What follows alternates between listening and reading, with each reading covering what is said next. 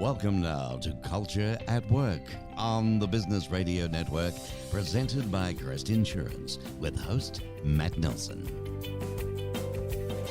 All right, well, welcome everybody to today's episode of Culture at Work in Tucson, proudly presented by Crest Insurance Group. This is a show where we learn from and celebrate the local leaders, businesses, and nonprofit organizations who have stood the test of Tucson time. I'm your host, Matt Nelson of Crest Insurance Group, and I'm joined here at Tucson Business RadioX studios in person today, which is exciting. This is the first in-person episode we've had really since February. So very excited to be back in studio here with my colleague Mike McGee of Crest Insurance. Mike is vice president and producer over in our property and casualty department. And we're here this month to talk about the value of community and how that relates to workplace culture. So Mike is a United States Marine, formerly served as a United States Marine, but is always a Marine. He's also served as a wildland Hotshot and Helitack firefighter before moving into risk management, consulting, and procurement for some large healthcare institutions, including Tucson's own Tucson Medical Center, and then up in northern Arizona at the Kingman Regional Medical Center. And then that finally led to his current role at Crest Insurance Group. So in addition to his studies at the University of Arizona, it's a fine institution. Excellent like university. Second or third best university in the state. Mike holds an associate of risk management and chartered property and casualty underwriter designations as well within the industry. So with that, thank you, Mike, so much for joining us. It's truly a pleasure to have you on the show. Happy to be here. So, as thinking about this show and really what's going on around us. We're continuing to work as a community, as a state, as a country through a really challenging year, just all the way across the board. And I think perhaps nothing has become more apparent than the value of the ties that we share with one another. So with the threat of COVID and the sweeping responses to it around the world, our connections to family members separated by geography, our connections to our colleagues in the workplace, our children, and the other parents that we're connected to through our schools, and really within all of our respective places in the community and the communities where we live, these have all been tested, and perhaps I think the degree to which we may have taken them for granted have been made very apparent. I would agree. And because of this, I really want to take this month to think about how communities form, how they survive challenges, and really how they become part of our behavior, how that idea of community is normalized in our behavior and how we interact. So I think your experience as a Marine, which I think amongst, and I say this as an Army guy, amongst all of the military services, the Marines have one of the probably most developed communities around. I mean, it's apparent just in the description, right? It's where once a Marine, always a Marine, and that's unique, right, amongst all of the military services. But I think I'm curious to see if you've seen parallels also in your firefighting positions. Whether it's just firefighter in general or with the more tactical wildland firefighting and things like that. So can you tell a little bit about that? Yeah, the culture in the Marine Corps is unique.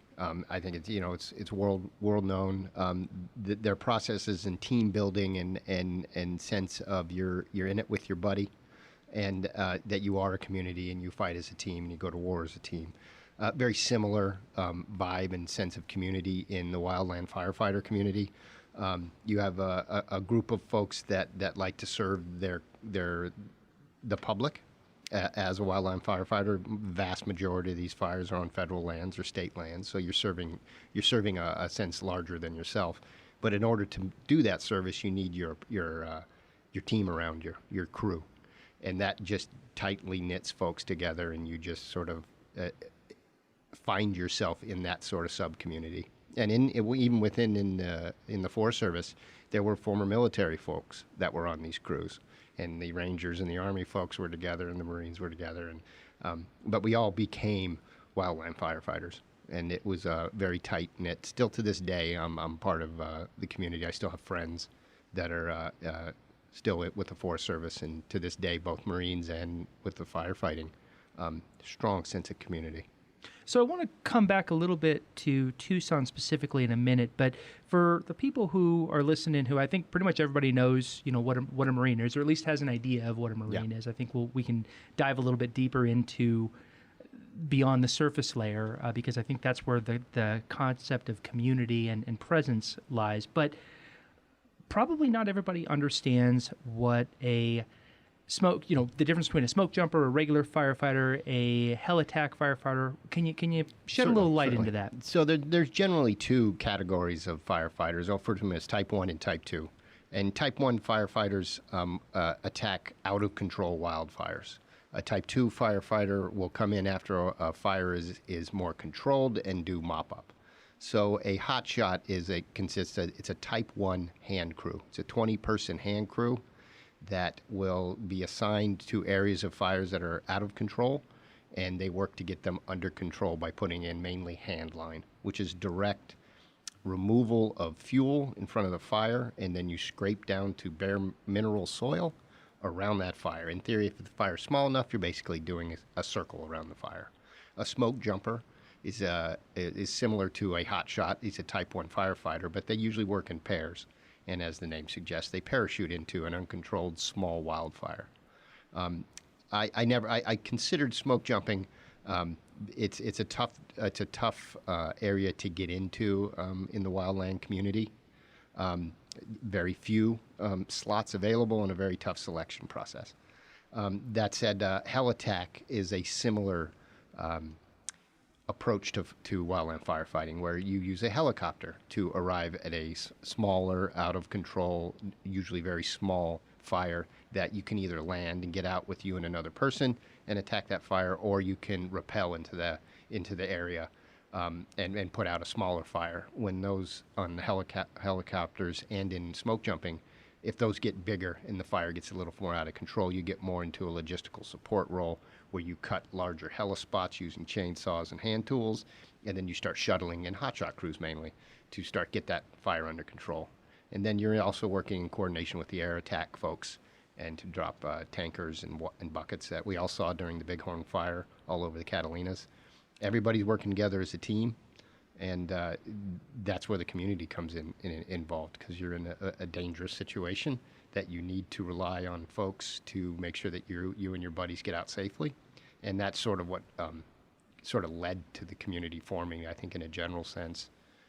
My father worked for the Forest Service for over 30 years, and I saw firefighting evolve into a professional career, where in the past, in the 70s and the 80s, you took range conservationists and wildlife biologists and, oh, hey, we have a fire, let's go fight this fire. Whereas now you have dedicated fire management officers and fire personnel that are on a 24/7, 360-day job description, and it developed into a community in its own in my lifetime. So, and probably, again, this year more than any other, I think our audience has probably, especially in Tucson, been exposed to really wildland firefighting as a concept, right? I mean, it's one of those things where, starting with the Bighorn fire here, certainly, I mean, watching, and this is a guy coming from a military aviation background, right? Seeing, fully loaded 737s coming in and at 600 feet off the ground. Exactly, coming up Push Ridge, which I've hiked, and that is, hiking, the winds there are unpredictable. There's, the proximity to the earth, everything like that. I mean, when you're Helitack, I mean, you're fighting a lot of those same types of challenges, right? For insertion into a fire, into a fire situation where your team is, like you said, it's like 2 or 3 people. I mean, it's a very small crew. It could be you and inserting. Another person. And in the bigger fires, we will go into areas that you can't get to on foot. And then you'll have what they call a spike camp, where you'll have maybe 2 or 3 hotshot crews and then a Helitack crew that is managing a helispot that's flying in water and food and firefighting gear for the bigger crew that's working to get the fire under control. And they're probably seeing that sort of operation all over the West Coast in the moment. But again, it speaks to you can't put these fires out without a good, solid team. And the community that formed around wildland firefighting is one of the strongest I've ever seen outside of the Marine Corps. I mean, you could just see in the tragedy of the Yarnell fire several years ago where an entire crew was killed.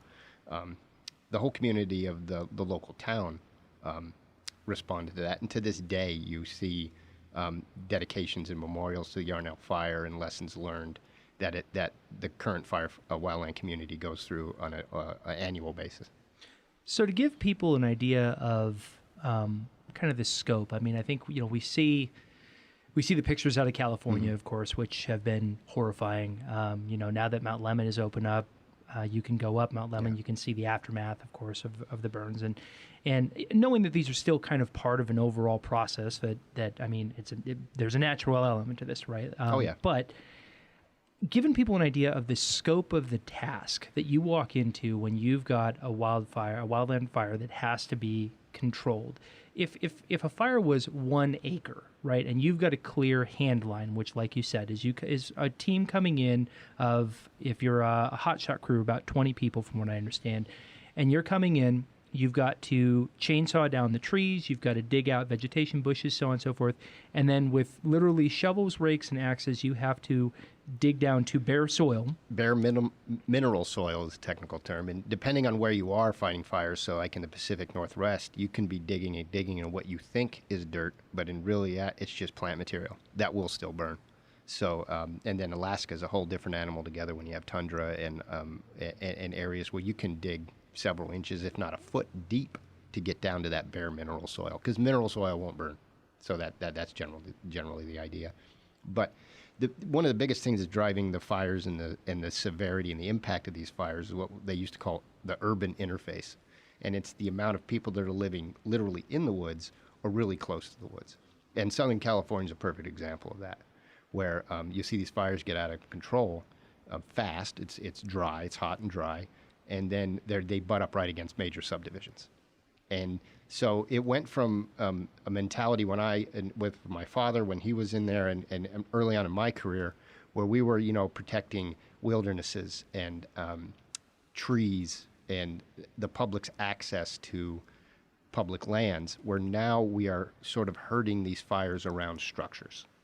And that the fires are getting much, much bigger, and there's less focus on trying to protect timber and other natural resources and more focus on protecting structures and property.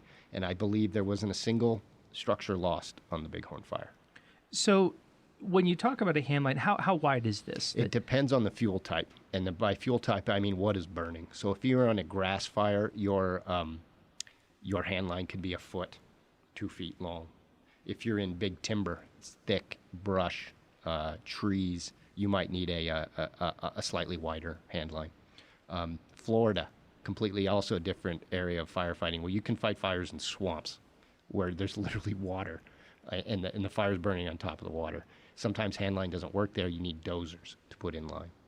And when you're doing that, so you've got to and bulldozers, I mean. Right, yeah, and so you've got to encircle this. So I mean, we're talking, if it's something where it's like a 10-acre fire, I mean, you're digging miles. It takes weeks to get these fires under control. Hotshot crews, generally speaking, work 14 days on and 2 days off.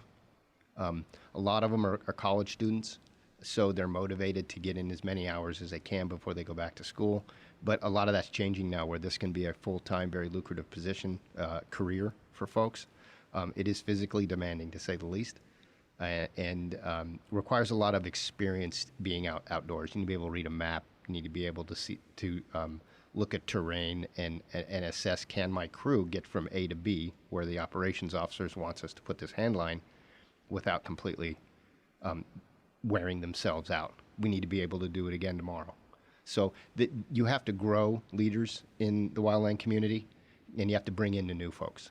And again, that I think also speaks to where the community comes in, where the leaders in the wildland firefighter community know that they have to bring in and grow new folks so that they can replace them up the chain.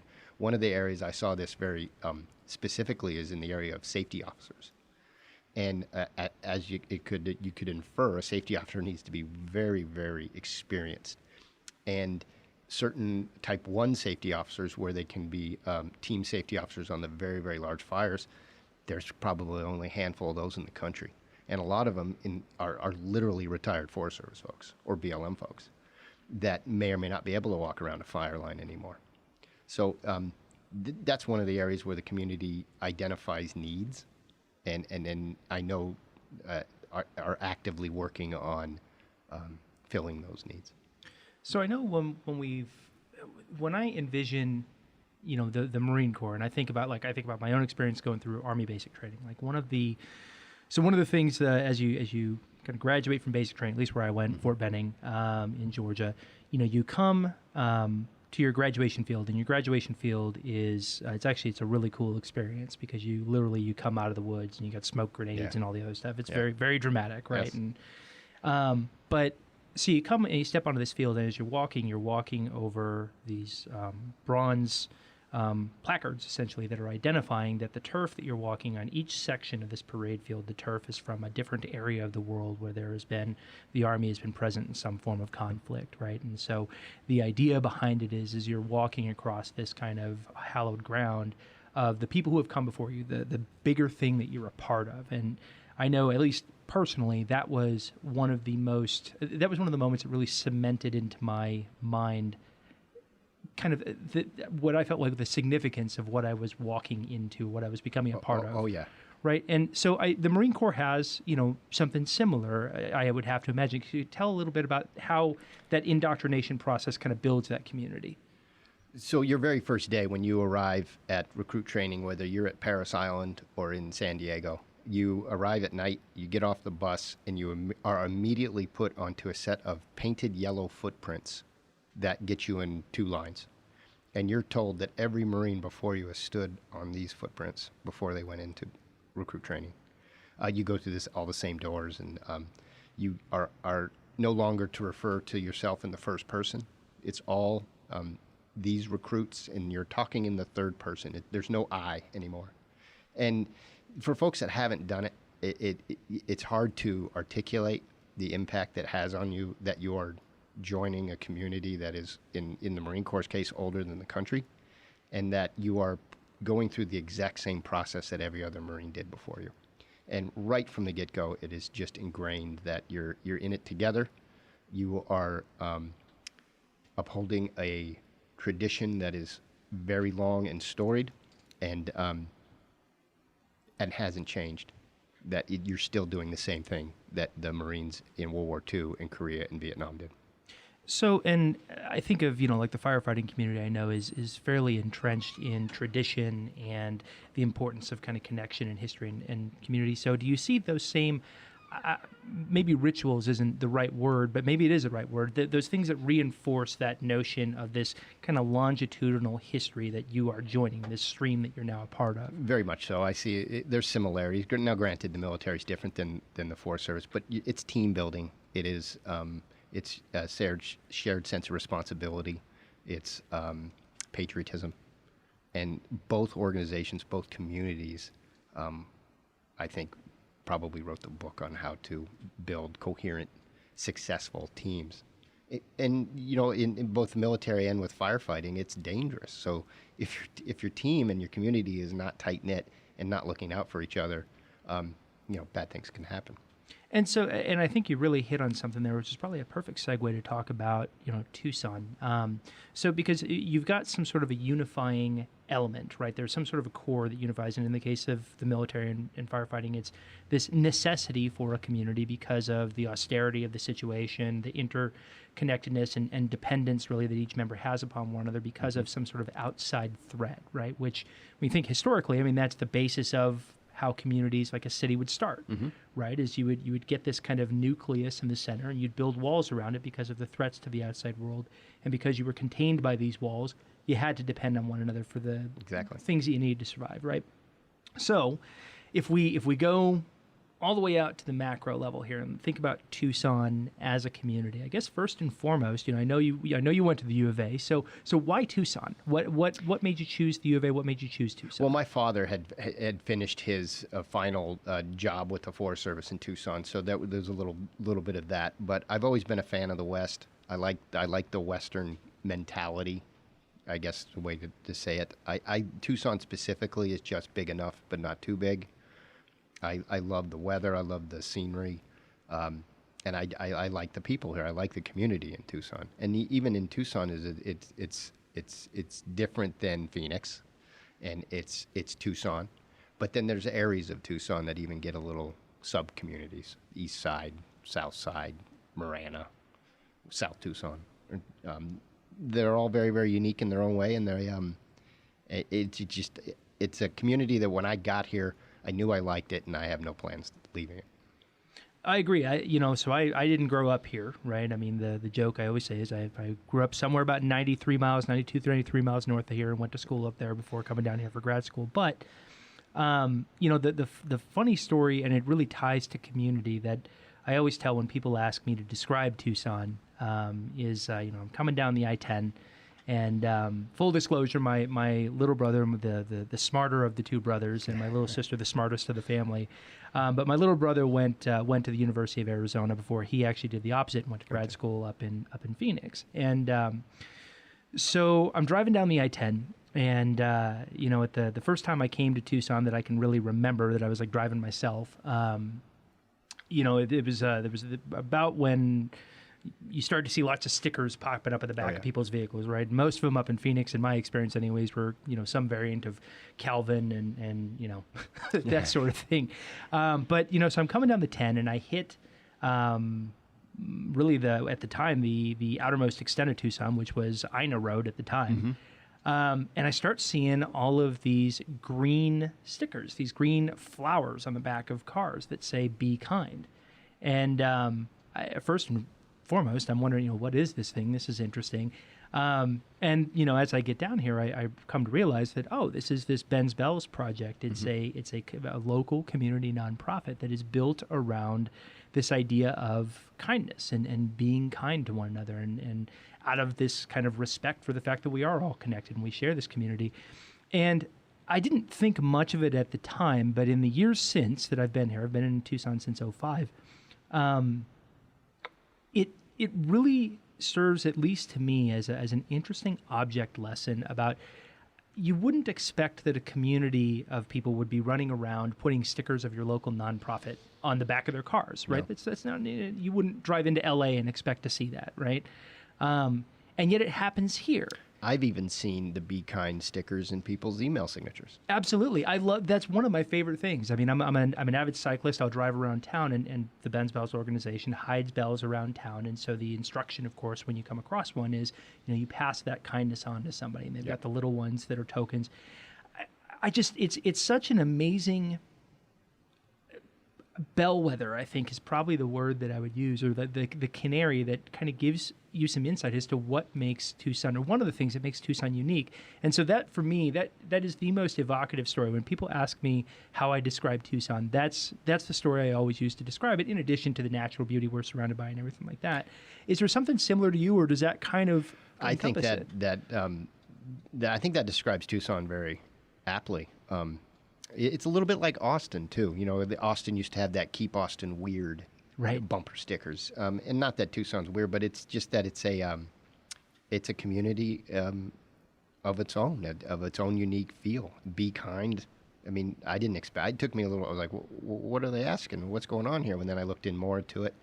Folks at Tucson Medical Center and in Kingman and my healthcare past had it in their signature lines, and then we do the fundraising piece of it too, and I think it speaks to the type of folks that you find living in Tucson.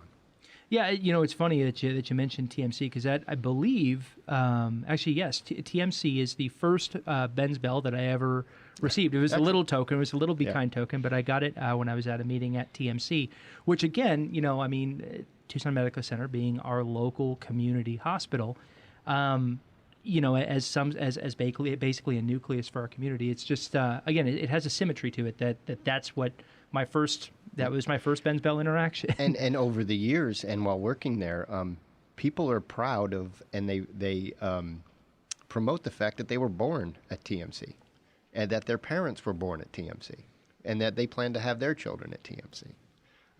TMC delivered almost 6,000 babies a year. And I was just always surprised. I'd had a TMC badge on it at ATM, and just folks would say, hey, I was born there. Right. Stay independent. Right. But it's a very Tucson thing right there for certain. Yeah, very. So last month, and this is I really love that these topics ended up kind of getting to run against one another. But so last month, had on a good friend of mine, and we were talking about humility and caring for your team as a hallmark of leadership. But I think that humility and caring for your team or caring for your fellow person is really kind of a hallmark of community, right? I mean, that's what you base a community on. And so I recall from my time in the Army, when I was going through leadership training, it was really drilled into us that probably the most important dynamic of building a team is really being disciplined and intentional on taking care of your soldiers. And so just at a micro level, what did that look like to you in the Marines and then in the firefighting world where you're, same thing, I mean, you're dealing with hazards all around? Yes, it was just drilled into us that, your team is there to complete the mission. If your team's not successful, it's not fed, it's not happy, you're not going to complete the mission. I remember very vividly a scenario where we were all very, very cold, and we got in trouble for being too cold. And so we had to do some exercises to get the body heat up. But the message that was drilled into you was if you are hypothermic, you're not going to be able to complete your mission. Similar with the Forest Service, if you are working very hard assignments and you're not taking into account that the folks that are operating the chainsaws have been doing that for 2 solid days, you're not going to be able to do it again for the next week. And if so, the leaders of the hotshot crews and the firefighters are constantly aware of the fatigue level of their crew. And it is up to the leadership to take care of the crew so that the overall bigger picture can be met. And I saw that both in both the military and in the Forest Service. I think you actually hit on something really interesting there too. So there's a concept. There's another podcast actually that I listened to that I really enjoy. It's former Navy SEAL. His name's Jocko Willink. Oh yeah. And so he talks about this concept of extreme ownership, right? Mm-hmm. Extreme ownership. I've heard it described as radical responsibility, but essentially the idea is in any situation, as a leader, whether you're a leader at the team level or maybe you're responsible for 4 other soldiers, subordinate, whatever it is.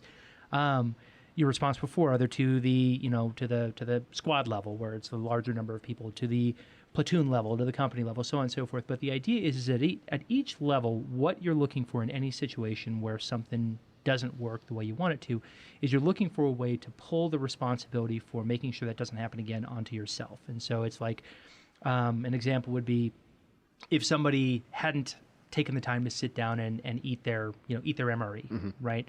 And so they were hungry and they were fatigued, and because of that, they weren't at peak yep. operating posture or whatever. That at some level, yeah, there's an individual responsibility there where you're like, hey, look, you've got an MRE, you've got to sit down and eat it. But then you sit down as a leader and you say, all right, what did I do that created a situation where this person either maybe didn't have an MRE or felt like they didn't have time to eat it, or did I mess up on the scheduling when we were setting up our Overwatch and things like that? And so the idea basically is contrary to the trend of finding a place to shift responsibility to say, I did my job and somebody else messed up, to say, nope, you know what, I could have done my job better and I'm going to seek out ways to identify that. Can you think of a specific situation in either the Marine or the wildland community where that type of thing happens, that type of a dynamic happens? I just remember, it's probably cliche, but in both the Marines and in firefighting, there were no bad teams, there were just bad leaders. And your MRE thing is a perfect example of, if you're not fueled up, if you're not eating, if you're not sleeping, you're not going to be able to continue on either in whichever the team is, whichever scenario is military or firefighting. And I know Jocko's podcast, and that guy's an exceedingly impressive individual. And he said on more than one occasion that, his success as a team leader was his ability to motivate his team and to communicate the bigger picture. And I think that's where leaders need to tell their team what the main goals are. A lot of times leaders may keep stuff close to the vest. That if the bigger picture isn't clearly communicated to everybody, you will not complete your mission. You will not be successful. And I think communication is probably one of the best things a leader can do. So it really speaks to, from a community perspective, that communication, that identification of purpose again. I mean, that seems to be the reinforcing concept. Kind. Right, be kind, right? What's our purpose? Well, so we're at the bottom half of the hour here. So for those of you just joining us, this is Culture at Work in Tucson, proudly presented by Crest Insurance. As the largest locally owned and operated insurance brokerage in southern Arizona and one of the top 100 insurance agencies in the United States, Crest is your hometown broker to assist with commercial insurance, workers' compensation, and employee health insurance plans. Crest is headquartered in Tucson, Arizona, with offices in Scottsdale, Flagstaff, Sierra Vista, San Diego, Denver, and Fort Collins. So I'm your host, Matt Nelson, and now back to our conversation with Mike McGee, Vice President, Crest Insurance. So your career took a pretty significant turn when you traded in, your uniform and your Pulaski X for a corporate environment, right? And so I think it's a pretty understandable transition from why did you go into risk management? But I'm curious at what that transition was like from public service and let's just say it out front, fairly adrenaline-heavy fields to the corporate world. What were the things that motivated you to make that jump? A lot of just general life after college and looking for jobs in Tucson and sort of thing. I initially started at a company called First Magnus in their loss mitigation department. First Magnus was a mortgage broker, and I was in right before the unfortunate events in the housing market. Led me to the position with the consulting firm and getting into risk management. It just sort of fit me like a glove personality-wise. I'm a little bit of a worrier.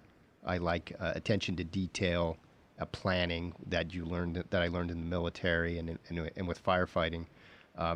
Sort of, it fits the risk management process to a T. I analyze, assess your exposures, put a plan in place to address those exposures, and then monitor the results and adjust as needed.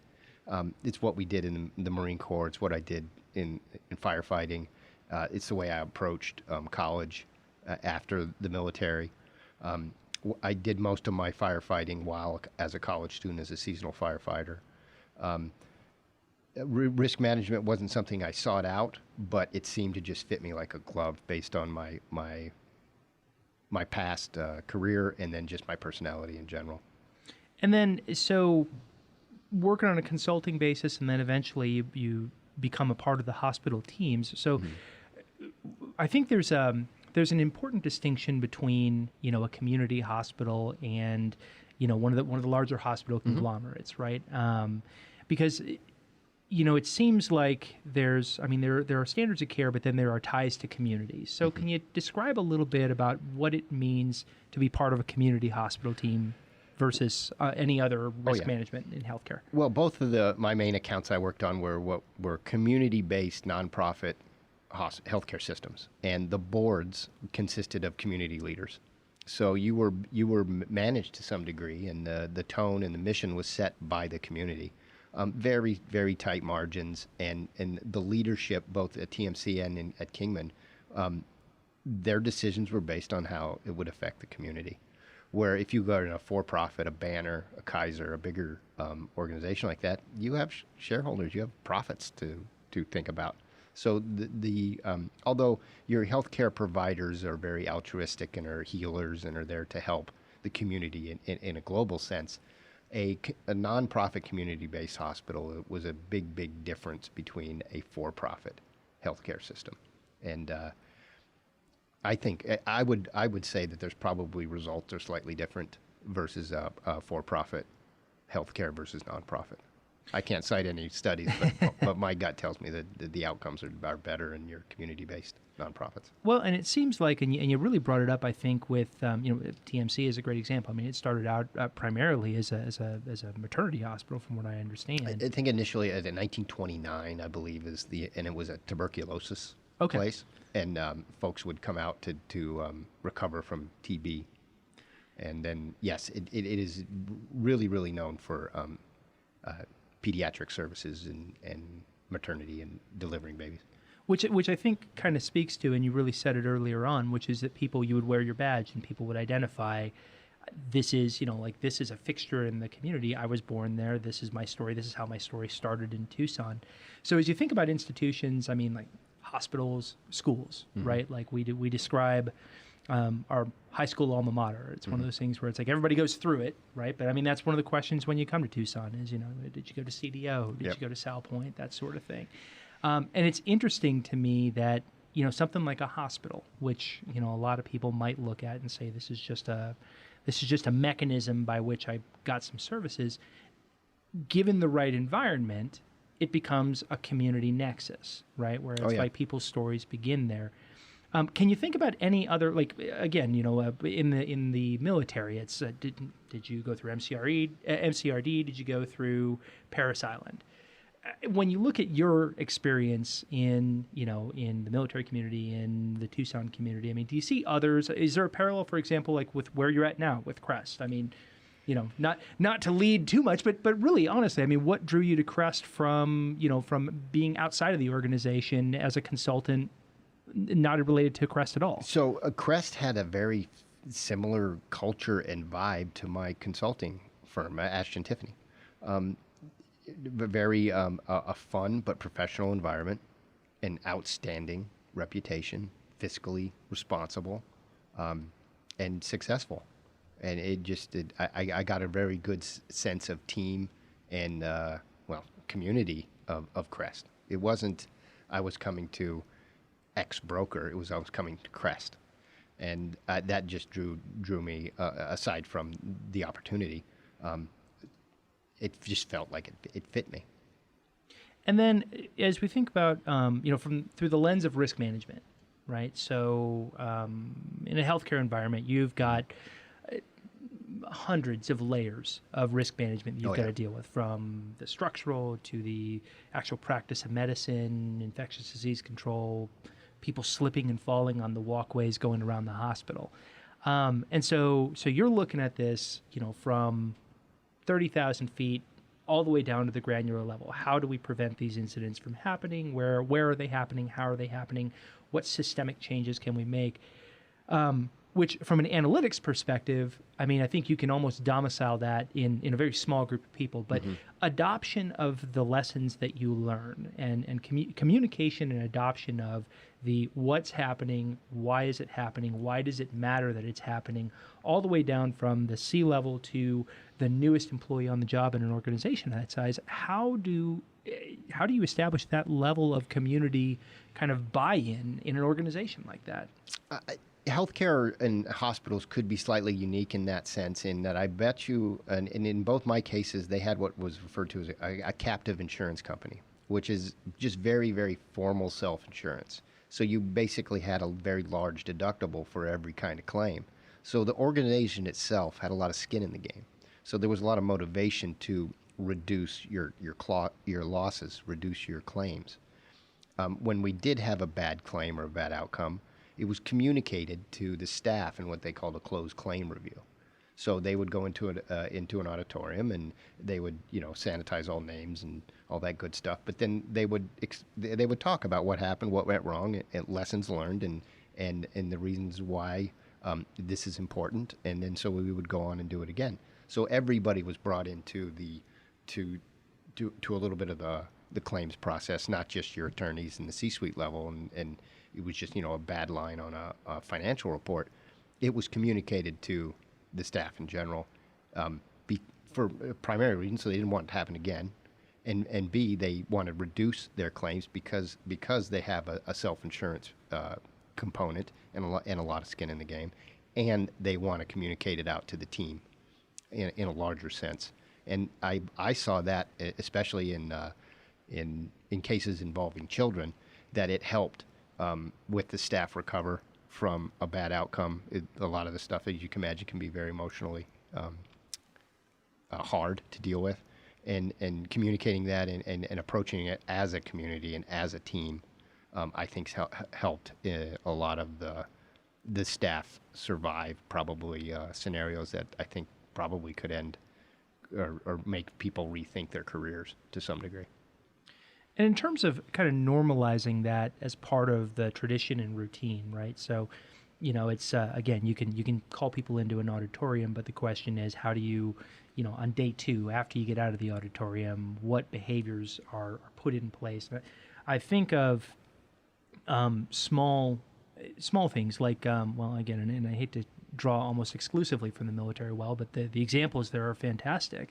The idea of a salute, right? Like, why do you salute? You can walk up and you can say hello with respect to somebody that's in a position of command just as easily as you could salute. But there's this routine practice that you do that serves as a reminder of the discipline and normalizes the behavior around you, right? And I think about, there's a civilian equivalent. It's the handshake, although now we live in a world where some of these things have been taken away from us. So can you think about other things like in either and perhaps the firefighting example would almost be even better, because it is one of those things where a firefighting group it's still an assembly of people who they're not bound by a 4-year contract like you are in the military, where it's like, hey, look, you're going to do this or bad things are going to happen and you can't get out for a period of time, right? Yeah, you're legally obligated to be here. Right. Whereas, as a firefighter, you can decide on a given day, hey, look, like after I get out of the woods here, this is it. I'm done. So can you think about, like anything small like that you saw that was effective, that was part of your kind of ritualization to kind of reinforce that notion of community as a firefighter? It wasn't as overt as a salute, but you would see firefighters wear their team or their crew hat out routinely. You'd see bumper stickers of the Globe Hotshots on the back of cars coming out of Globe. You would trade shirts with other teams, very similar, like a soccer match where everybody would trade your shirt. I haven't seen it much anymore. It's been a little while, but there were even T-shirts that you'd get from fires. Like there's probably a Bighorn Fire T-shirt that you would see another firefighter wear, and then you'd come, hey, I was on that fire too. Where were you? Oh, we were on the north edge of it. Oh, that was pretty tough. Heard about that. So you'd see a lot of. That's the way that I saw in the fire community. That sort of respect given. Note, how are you? Hey, I saw you. You were there too. Hey, you're a hotshot. Oh, you're on the engine crew, or you're a smoke jumper, or an air tanker driver, or an air attack person. They would wear their badges or their names out, or rather their logoing out in an area that you probably wouldn't see other professions do. And then it would sort of draw us all together. So in a sense, it seems like there was like a visible token that instilled a sense of pride. Oh yeah, very much so. In the community, to this right? day.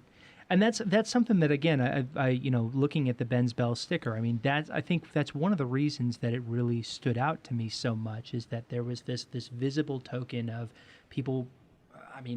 I can't think of a community that would be more loosely tied together than just, hey, I happen to like this concept of being kind. I happen to like this local nonprofit. And yet there was a real, obviously you're gonna carry that around. There were people that were gonna, it's tangible. There was a tangible element of community. And I agree with you 100% that things like that, they give you something to remind you and something to talk about when you meet other people. And you can say, I'm part of this. This is something that I'm part of, and I'm going to carry that forward. It seems to be a critical part of, I guess, strengthening or in some cases, unfortunately today, kind of rebuilding the idea of a bond with the people around you. So I guess the last thing I really wanted to talk to you about, and it parlays into community and really from our conversations before we started recording, your love of the outdoors, is this idea of stewardship, right? And so stewardship in terms, as a wildland firefighter, of course, when we say stewardship, and I know you're a hunter and an outdoorsman, we talk about this idea of preserving and taking care of something that is around us, right? That we rely on. And I think almost you can again, back that out to the macro level, and I think about community as something that we are responsible as a group for stewarding. Because, it's easy to take it for granted. Pre-COVID, I think it was extremely easy to take our connections for granted and not realize that those are lands that needed to be taken care of. So in terms of stewardship, Can you talk a little bit about that as somebody who is responsible for it at a tangible level, and then maybe we can talk about it in the community level? Hunting, the hunting community were some of the first conservationists to begin with. I mean, you go back to Teddy Roosevelt. He formed some of the first national parks. Hunters, Ducks Unlimited, the Rocky Mountain Elk Foundation. Those organizations exist to conserve public lands, wildlands, wildernesses for future hunting and public use. That's Stewardship 101 right there. And I think hunters can get a little bit of a bad rap to some degree, but they are very, very aware of the impact, environmental impact on areas such like mining. They're very aware of the impact of fires on their ability to get into areas that they want to hunt.